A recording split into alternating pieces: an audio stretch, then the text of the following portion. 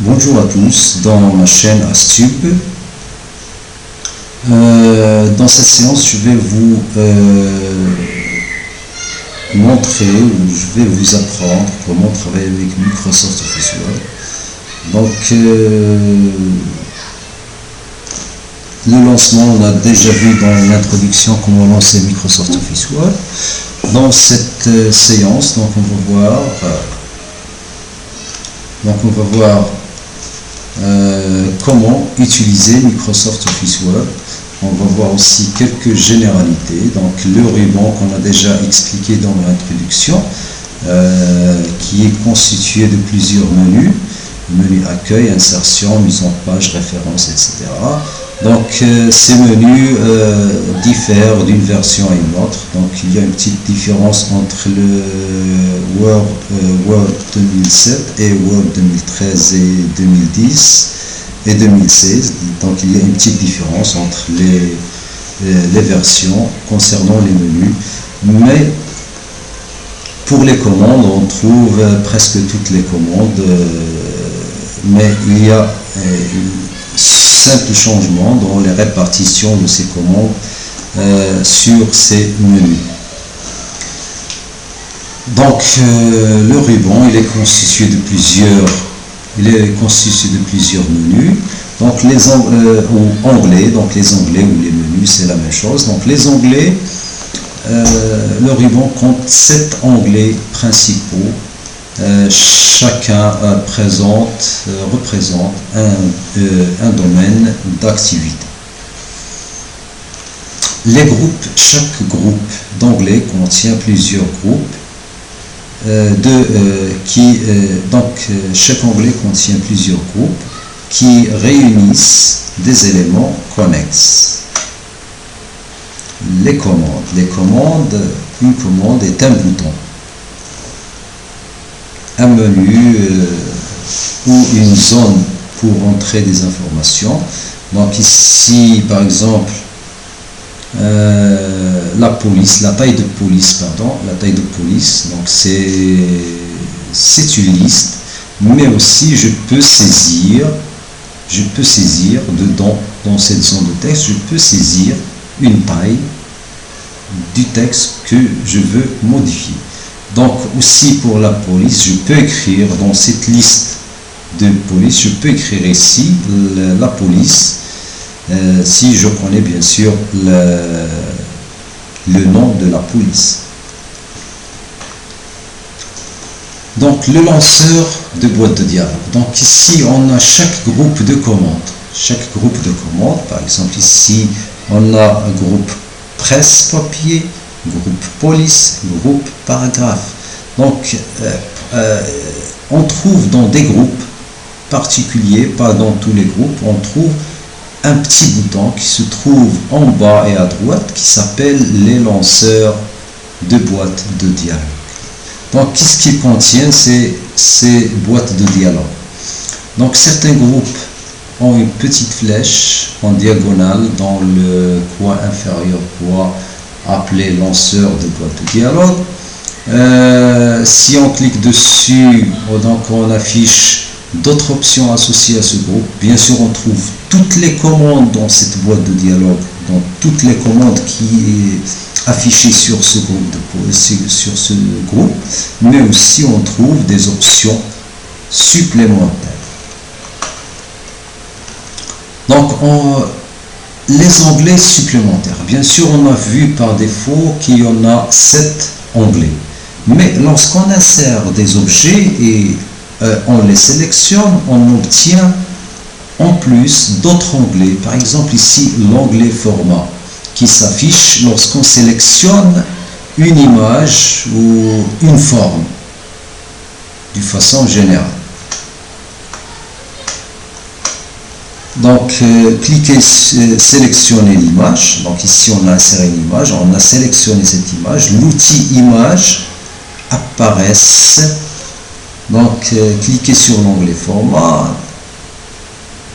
des groupes et de commandes supplémentaires apparaissent en rapport avec le travail des images comme le groupe style d'image. Ici on trouve plusieurs groupes, bien sûr, outils d'image. On va voir tout ça après. Donc style d'image et ainsi de suite. Ainsi de suite. Donc on peut avoir d'autres onglets, par exemple disposition concernant les tableaux. Lorsqu'on insère un tableau et lorsqu'on sélectionne un tableau, on trouve un autre d'autres onglets qui s'affichent automatiquement en sélectionnant un tableau. La mini-barre d'outils. La mini-barre d'outils, c'est un outil qui contient des commandes plus utilisées pour changer, pour apporter des modifications à notre texte. Donc ici, si je sélectionne une partie du texte et je pose la flèche de la souris sur cette sélection, une petite barre qui contient des commandes qui vous permet d'accéder rapidement à quelques commandes. Par exemple ici la police, la taille de police, le gras italique, pour changer ou pour modifier quelques caractéristiques de ce texte là. C'est ce qu'on appelle la mini-barre d'outils. Masquer temporairement le ruban. Si je veux masquer temporairement le ruban, donc ici on a deux méthodes si vous voulez. Donc double-cliquer sur l'onglet actif, donc n'importe quel onglet, je fais un double-clic et le groupe disparaissent. Les groupes disparaissent pour vous laisser plus d'espace dans votre page. Donc les groupes disparaissent, mais il reste seulement les menus ou les onglets. Donc la deuxième méthode pour afficher les commandes, double-cliquer, donc c'est pour afficher. Donc il y a une autre commande à partir du menu Office ou du bouton Office. Donc vous pouvez activer ou désactiver le ruban. Donc ici pour afficher le ruban une autre fois, je fais un double-clic aussi sur l'onglet actif, Comme ça, j'affiche. Donc ici, si je veux utiliser le clavier seulement pour apporter des modifications à mon texte, donc sans utiliser de la souris, par exemple, ma souris a tombé en panne. Donc j'ai pas un autre moyen pour travailler, donc je peux utiliser le clavier seulement pour se déplacer dans mon texte, pour modifier mon texte, soit modifier les caractéristiques, soit la mise en page de ma page, etc., de mon texte. Donc pour utiliser les touches accélératrices, c'est ce qu'on appelle les touches accélératrices, commencez par appuyer sur la touche Alt du clavier. Donc la touche Alt du clavier permet d'afficher des raccourcis, des nombres ou des lettres sur chaque menu ou chaque bouton de commande sur notre menu. Par exemple ici, si je veux activer le menu accueil, je dois cliquer sur la lettre L comme vous le voyez dans l'image.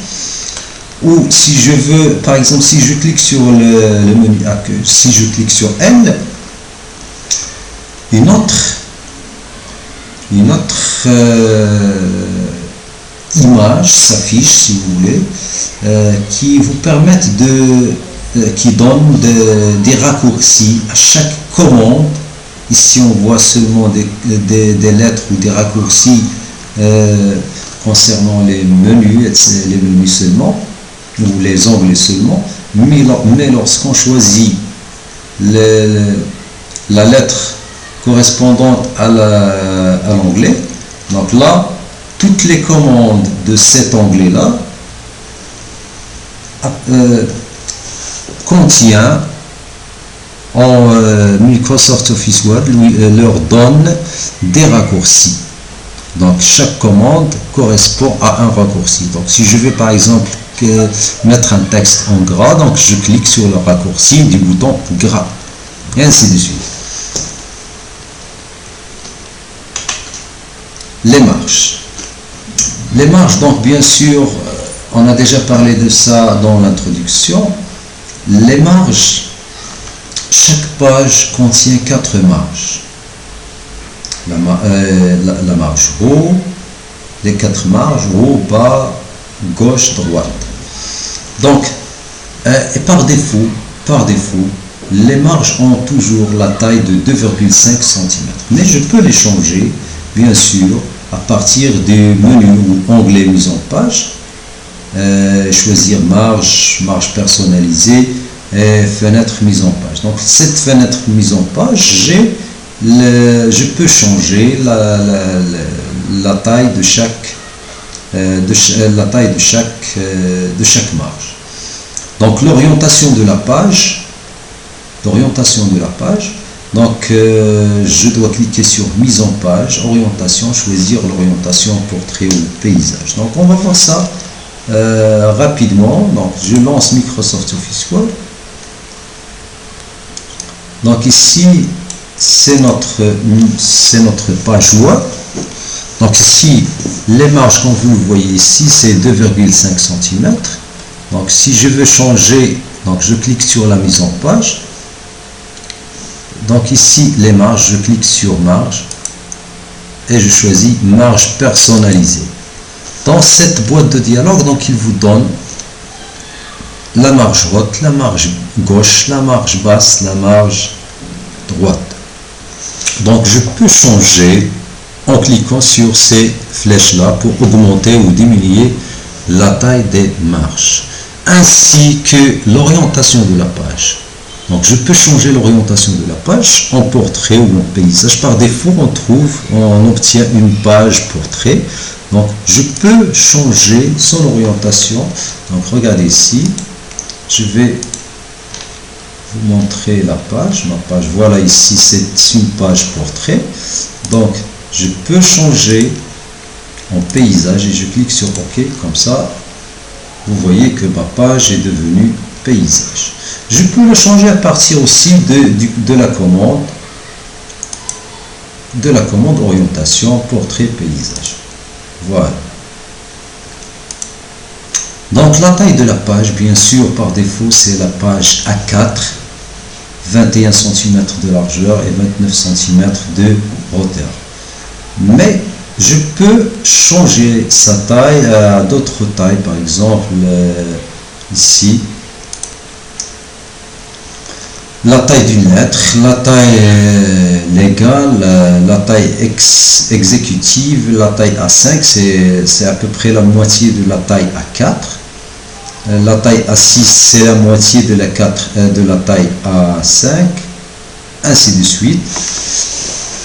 Et je peux donner une taille personnalisée, si vous voulez, à ma page. Donc, les colonnes. Les colonnes, c'est pour mettre un texte en colonne, comme vous le voyez ici. Par exemple, si j'ai un paragraphe, je veux le diviser en 2 parties ou 3 parties, ou 2 parties, par exemple, à gauche plus grande que droite, ou droite plus grande que gauche, ou l'inverse. Donc ici, il faut sélectionner d'abord un paragraphe pour utiliser cette commande.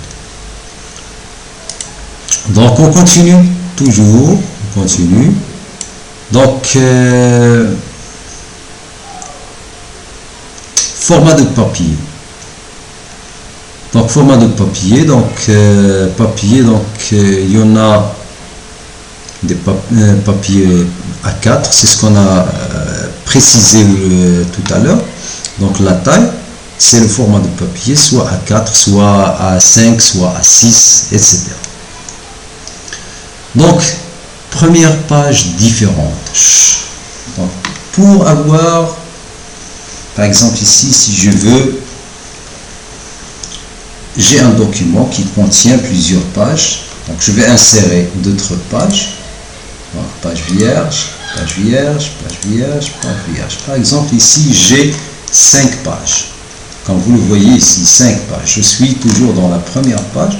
Si je veux changer l'orientation de la première page seulement, regardez, si je change l'orientation de la page, toujours dans l'onglet mise en page, orientation de la page, regardez ce qui va se passer. Donc je suis toujours dans la première page, je vais changer l'orientation ici, j'ai une orientation portrait, maintenant je vais la mettre en paysage. Regardez. Vous voyez que toutes les pages ont changé d'orientation en orientation paysage. Mais c'est pas ce que je veux, donc je veux seulement changer la première page. Donc pour cela, je vais annuler, je dois faire une différence entre la première page et les autres pages. Ça veut dire, cette première page doit appartenir à une section différente d'autres pages. Par exemple, ici, je veux ajouter une section. Donc, je vais cliquer sur ceux de page, section, ceux de section, et je clique sur page suivante. Donc, regardez ici, je vais cliquer sur l'entête ou la marge haute, par exemple. Regardez ce que j'ai obtenu.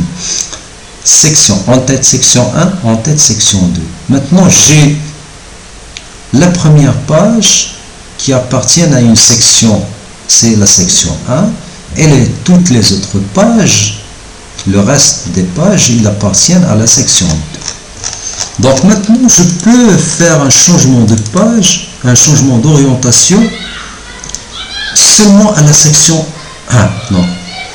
On va voir ça. Donc je vais cliquer sur orientation. Je suis toujours dans la première page et je clique sur paysage. Regardez ce qui s'est passé. Donc maintenant j'ai obtenu une orientation de la première page différente à l'orientation d'autres pages. Donc je m'arrête ici. Pour la séance prochaine, donc je vais vous montrer comment ajouter des bordures à la première page et pas aux autres pages. Merci de votre attention et à la prochaine séance. À bientôt.